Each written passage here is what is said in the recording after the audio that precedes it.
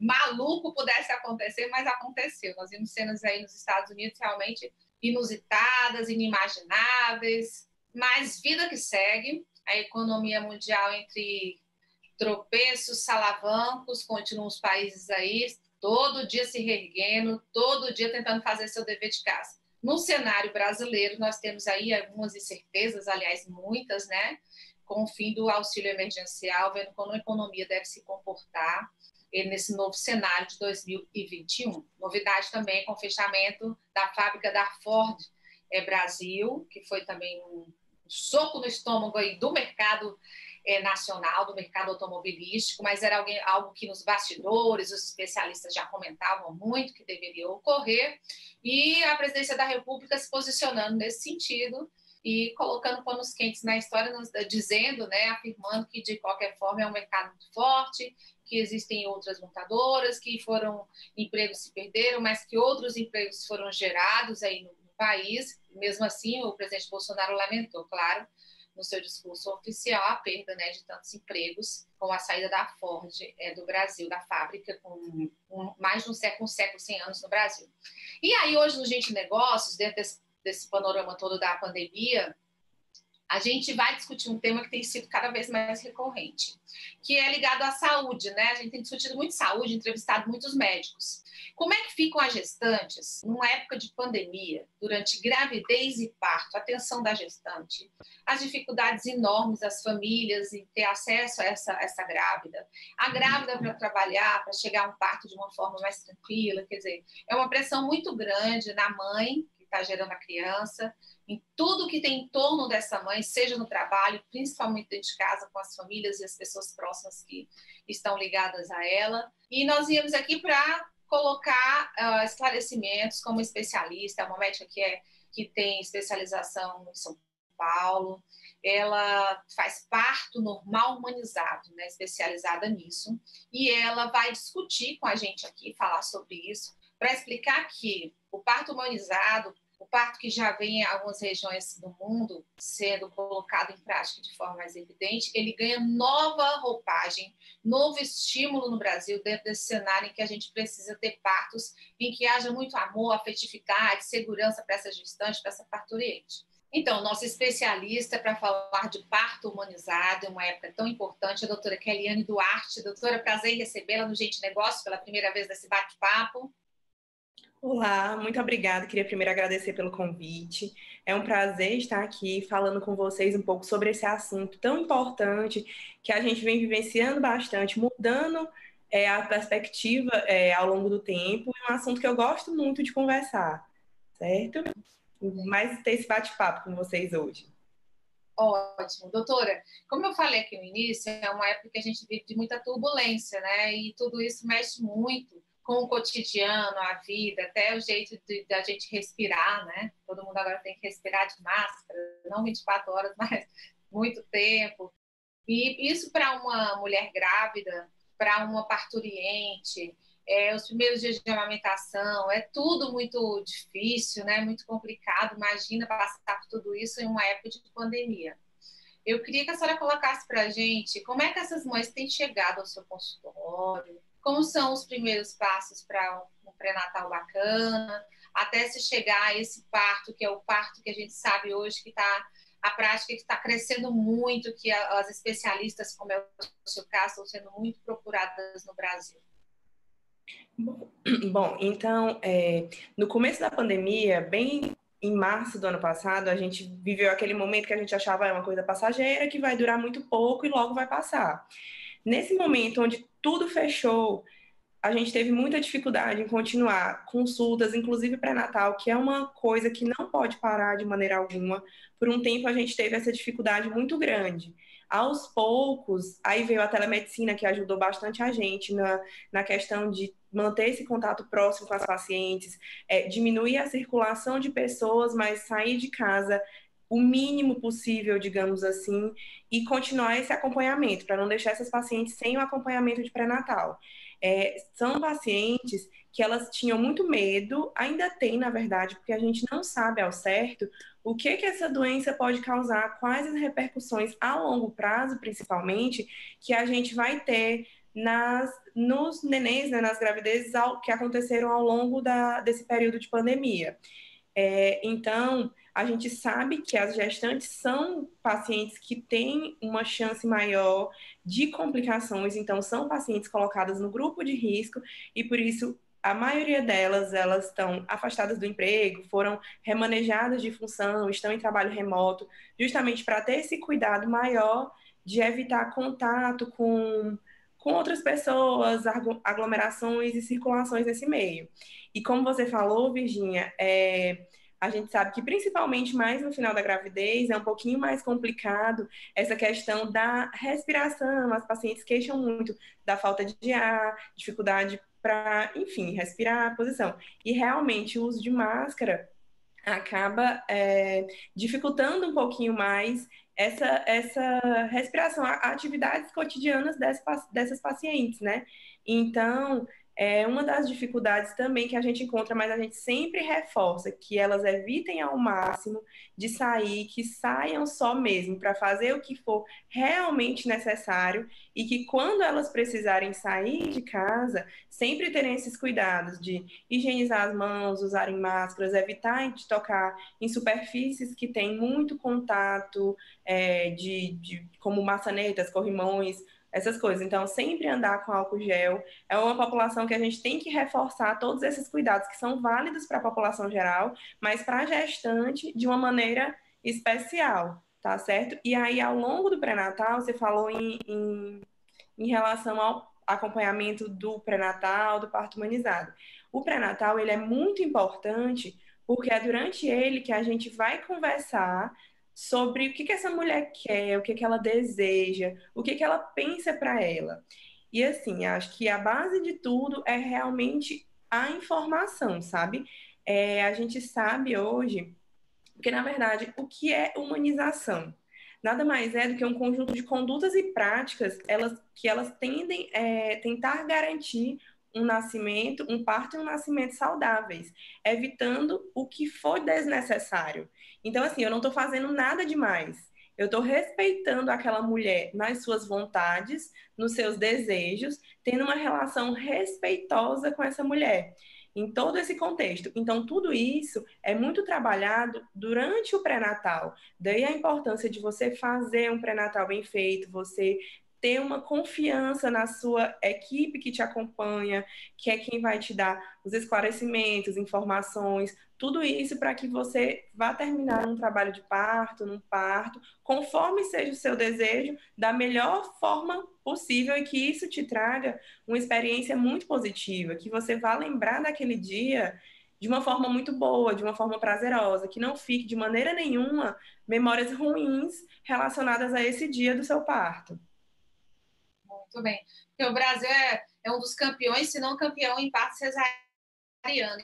E aí, nos últimos anos, depois a senhora corrige minha informação, se for o caso, nos últimos anos o parto humanizado passou a ser mais procurado, tendo em vista isso que a senhora está falando, né? As mães estão ficando bem mais esclarecidas de que o parto normal pode ser excelente para a saúde dos bebês, para a saúde das mães, enfim. E aí, nesse contexto que a gente estava falando, eu gostaria que a senhora explicasse a diferença de um parto normal, que estava antes, né? E um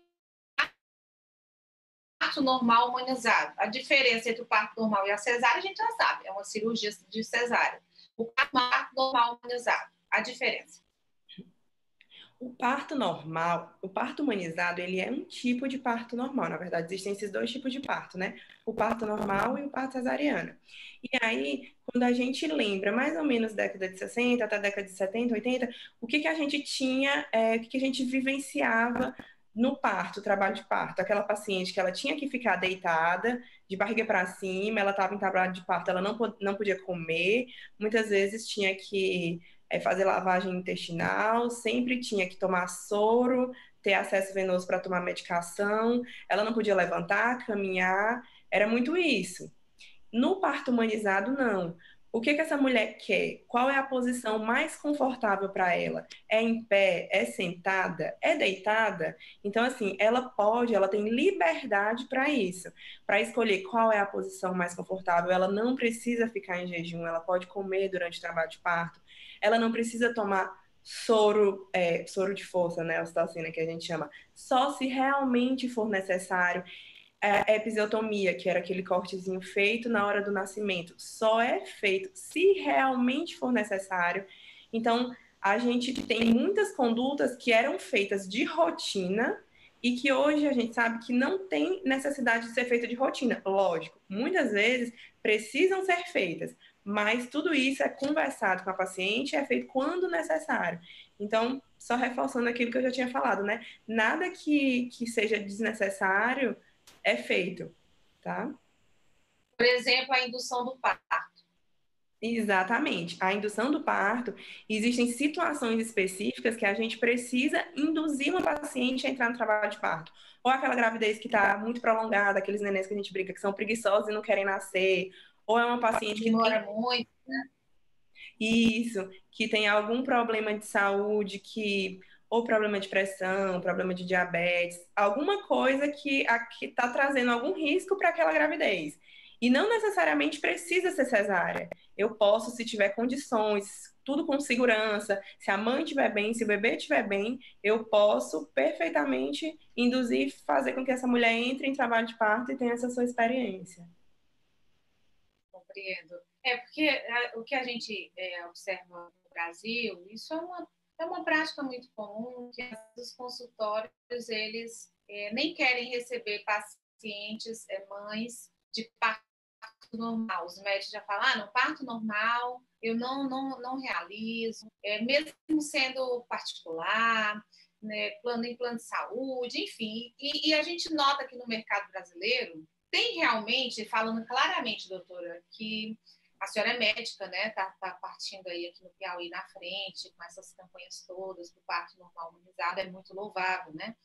Mas a gente sabe claramente que o mercado da medicina da gestante, da parturiente no Brasil, ela vamos dizer, ela dificulta até o psicológico da mãe de dizer eu quero ter um parto normal, porque muitos médicos não querem fazer parto normal. É um parto muito demorado, muitas vezes vai porque a senhora que tem experiência vai mais de 10 horas em trabalho de parto? Muito. Sim. Assim, acontece, né? Acontece. Assim, a gente sempre conversa muito com elas ao longo do pré-natal em relação a isso. Daí eu sempre vou bater na tecla do pré-natal, que tudo isso é uma construção. Não adianta eu chegar lá naquele dia, eu conheci você hoje, eu quero um parto normal. Não é assim que funciona. Tudo aquilo já veio sendo trabalhado ao longo do pré-natal. Cada consulta, dependendo do tempo de gestação que você tá, a gente vai falar alguma coisa, vai falar algum tópico, vai te orientar. Tem uma orientação específica. E aí, em relação a isso que você falou, tem realmente uma inversão. O Brasil, ele é um dos países que mais tem cesárea ao redor de todo mundo. E, enfim, isso mudou de um jeito mais ou menos da década de 50, né? Teve essa inversão da relação de partos normais e partos cesáreos. E quando a gente fala em rede privada, é gritante a diferença entre o número de cesáreas para os partos normais. E aí você pensa, um parto normal, ele pode acontecer a qualquer hora, a qualquer dia. Então, nem todo mundo está disposto a, digamos assim, bagunçar sua agenda dessa maneira. É Às muito. vezes, nem o paciente e nem o médico. Muitas vezes, mais os médicos. Sim, é muito perfil. A cesárea é uma cirurgia ótima, maravilhosa, mas a princípio ela foi feita para salvar vidas. Era para ser realizada quando a paciente entrou em trabalho de parto e por algum motivo não evoluiu, parou de dilatar, não deu para nascer. Aí sim a gente vai fazer a cesárea, que é uma grande dúvida das pacientes também. Já se criou uma cultura tão grande de cesárea eletiva que muitas pacientes viram para a gente e perguntam: ah, mas e se na hora não der certo? E se na hora parar de evoluir? Tem como fazer uma cesárea? E tem sim, né? A gente sabe que existe para isso que ela foi criada.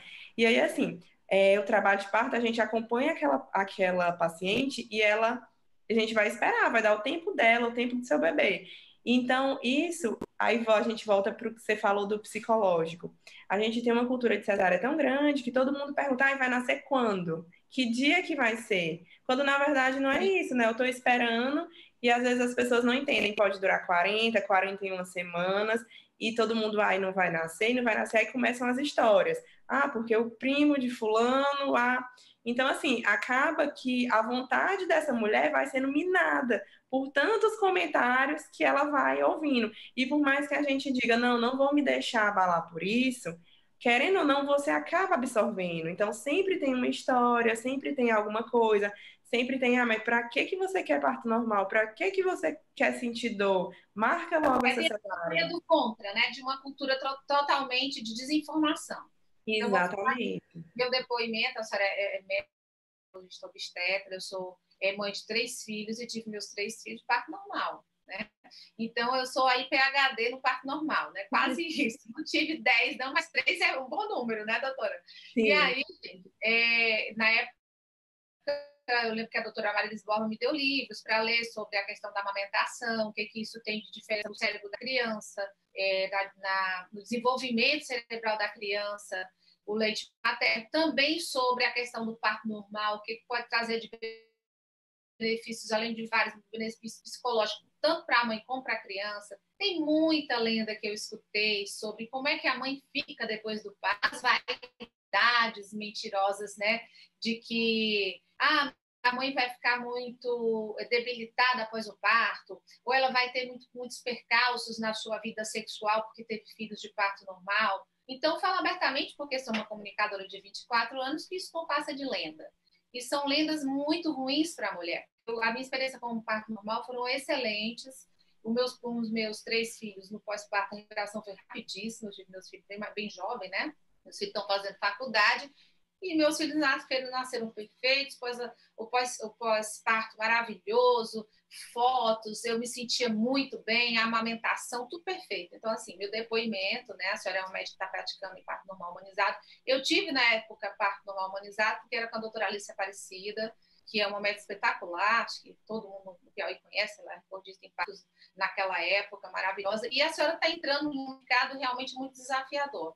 Queria, né, de novo, lhe dar os parabéns sobre isso. É um assunto que realmente precisa ser muito estimulado, principalmente aqui no Nordeste, né, que às vezes a desinformação reina sobre a informação. E para encerrar, doutora, eu queria saber o seguinte: a gente falou da diferença do parto humanizado para o parto normal, que a gente trata, vamos dizer assim, rotineiramente. Mas, assim, dentro dessa conjectura que a gente falou toda do Brasil, nós temos aí alguns parâmetros que as pessoas às vezes têm dúvida. E eu vou colocar 2 questões. Quem pode entrar dentro da sala de parto, que às vezes a família quer entrar, a família quer participar. A gente tem até vídeos curiosos, mas a gente está agora sobre isso, mas a gente está agora numa época de pandemia. Como é que vai funcionar o acesso da família à sala de parto, do marido à sala de parto, quem pode estar presente dentro disso, e se pode existir o parto humanizado na cesárea? 2 questões. Pronto. Em relação assim, é lei, por lei, mulher em trabalho de parto, ela tem direito a ter um acompanhante da sua escolha, pode ser homem, pode ser mulher, a mãe, a maioria das vezes é a mãe, o marido, alguma cunhada, então ela tem realmente direito a ter um acompanhante com ela o tempo todo durante o seu trabalho de parto. Geralmente o que se pede é que seja um acompanhante e que não troque durante a sua internação, ela entre com aquele e permaneça com aquele até ela ter sua alta. Normalmente, a gente consegue, sim. Muitas vezes ela tem mais de um acompanhante durante o trabalho de parto. E outra coisa que acontece muito e que a gente até prefere é o que ela passe o trabalho de parto, as fases iniciais, aquele momento do início das contrações, que elas são mais distantes uma da outra, ainda não estão tão ritmadas, que ela fique mais em casa, lógico, sendo avaliada, vendo se os batimentos fetais estão bem, se ela está bem, tudo bem com ela e com o neném, a gente prefere ir para a maternidade na fase ativa do trabalho de parto, que a gente chama. Quando essas contrações estão mais ritmadas, quando realmente já está um pouquinho mais avançado. Que tanto é melhor para ela, porque em casa ela está naquele ambiente familiar. Muitas vezes é uma mãe que já tem outros filhos, que é outra coisa que a gente sempre, quando tem uma mãe que já tem outro filho, é um dos principais, não digo queixas, mas um dos aspectos que elas sempre relatam. Eu saí de casa com um filho na barriga, deixei o meu pequeno e vou voltar com outro. Então, elas sempre têm um pouquinho de medo dessa adaptação.